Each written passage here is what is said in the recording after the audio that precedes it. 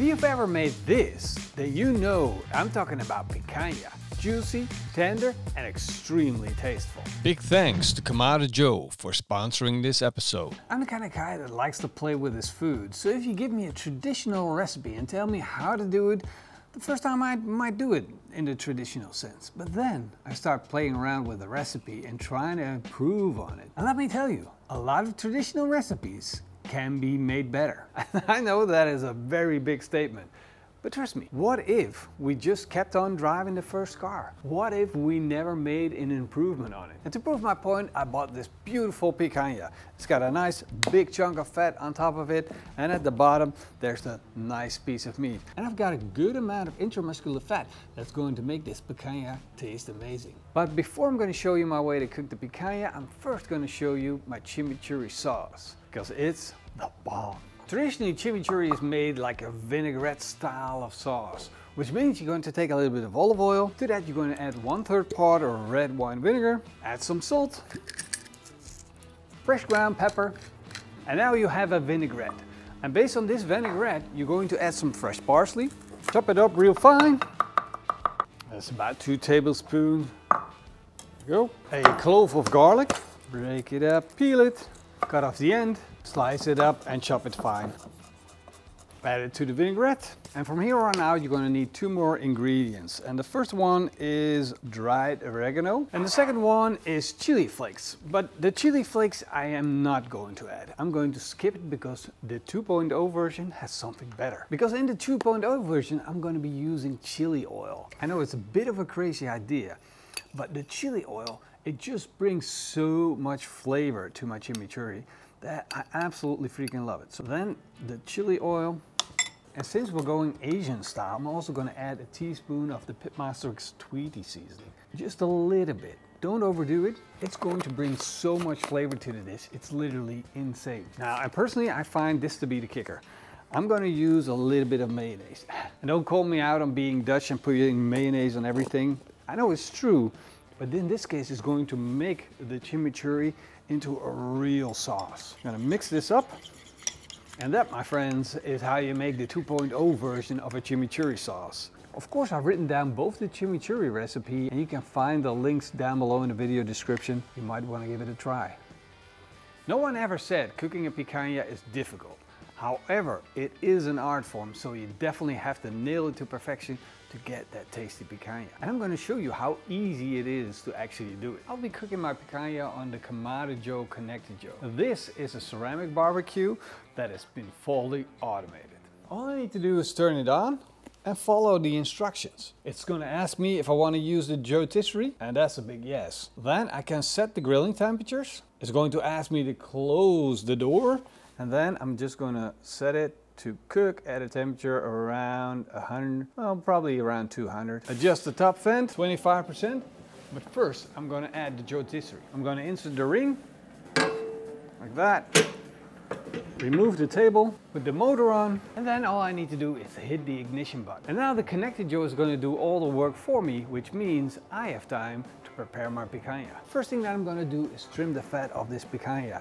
Not entirely, I just want to slice off thin layers to just make it a little bit more interesting. Because as you can see here on top of it, there's a huge fat cap, a little bit too much.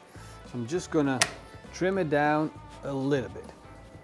Want about 1/4 inch of fat still on this picanha. I think this is the result that I'm looking for. Now you kind of have to guess because you can't see underneath the fat cap, of course.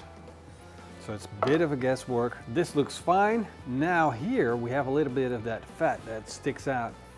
I'm gonna square that up together with the picanha. And now you can see how much fat there actually is on top of it. That's still gonna be enough fat. I actually like it to be a little less. So I'm gonna shave off a little bit more. Once the fat is removed, I'm going to take a look at the way that the grain of the meat is running. So in which direction is it actually running? You can see that here it's running in this direction, and then slowly it transforms like a waver to the outside. And since I'm going to put it on the rotisserie, I'm going to cut against the grain now. If you're cooking it as a roast, it's a different story. But like I said, it's going to go on the rotisserie. So cut it against the grain, turning it into a steak, That, my friends, is a thing of beauty. All the intermuscular fat, that's going to be flavor. And I'm just going to keep on cutting it against the grain. And now I have all these beautiful steaks with a beautiful fat cap. Perfect picanha steaks. Now I need to score the fat cap of the steaks. That will help with rendering down the fat. And rendering down the fat is just going to make it much more enjoyable to eat. If you ever had a steak where the fat has been blobby and not very interesting, it's because it's not been cooked right. It's because they didn't render the fat properly, and to help the process, of course, you might need to do some work. And in this case, we're going to score the fat cap so that the flames of the fire can go inside of those gaps, render down the fat, and make it pop even more. And I'm only going to cut into the fat cap, but I'm also going to cut all the way through the fat cap. Now the treating of the fat cap doesn't stop there, because it's also going to need some salt. And the Brazilians have a different idea of seasoning the fat cap with salt, because their idea is that you season it so that the salt will fall off. You have to go in, gotta make sure it gets into the fat cap, help render down the fat cap, and that's going to turn this into one of the most delicious steaks in the world. You see how much care goes into making these picanhas? It's not just a roast, it is so much more. And if you cook it the right way, it's going to be so much better. These steaks are now ready for the skewer, and I'm going to bowl up the steaks. The pan goes into the part, in the first part, there's a membrane underneath the fat cap. So it's going to be tough to stick the skewer through, and you gotta be careful with your fingers because you might get hurt. There we go, look at it. That is a nice setup. Now I'm probably not gonna use these, but I'm gonna have them on standby. And the reason why is I'm expecting the meat to tighten up on the skewer, and therefore it will stick the way I put it on the skewer.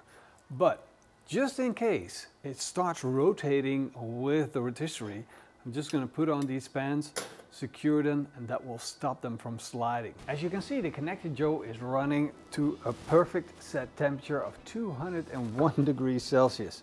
It's scary precise.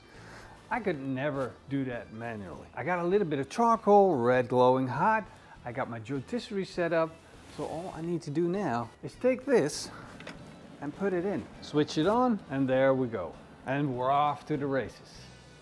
The heat of the charcoal is going to do all the work, but kind of the magic trick is not to put too much charcoal in. If I need to, I can always add another block of charcoal just to keep the fire going without creating insane flare-ups and not having your barbecue under control. You still have to work with the system. You still have to think about, am I making it easy on the barbecue or am I making it freaking hard? Because if you load it up with fuel and you have a fan and you ignite it, it's gonna be a rocket. We've been rolling hard for about 20 to 30 minutes, and this is the result. Look at that. Now this is the way it's supposed to look like. How far along are we core temperature wise? I don't know. And it doesn't really matter, because now we're going to take this and slice a part out of it. I'm just going to set it up straight, and I'm going to cut off the outside, creating thin slices of picanha steaks that are going to drop onto our plates. There we go. And as you can see, we got perfect doneness, a beautiful crust, and a nice fat cap. Now it's served up traditionally like this on your plate at your table. So a waiter is going to come. You just took this off the fire.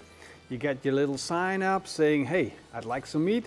Ask you if you want a little bit of picanha.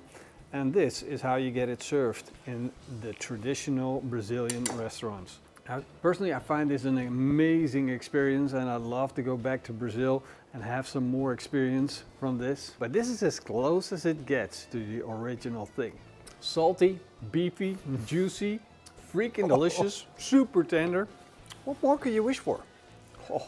And I'm going to let it rotate until I build up a new crust and more flavor.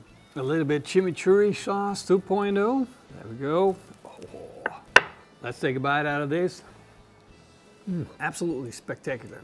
And the weird thing is that the 2.0 sauce tastes so much like the original chimichurri once you put it on the beef, but it's just got that little bit of richness and creaminess and extra flavor that you don't get from the chimichurri sauce. Since you made it to the end of the video, why not go to our shop and pick up some of that Tweety barbecue seasoning. The link's down below.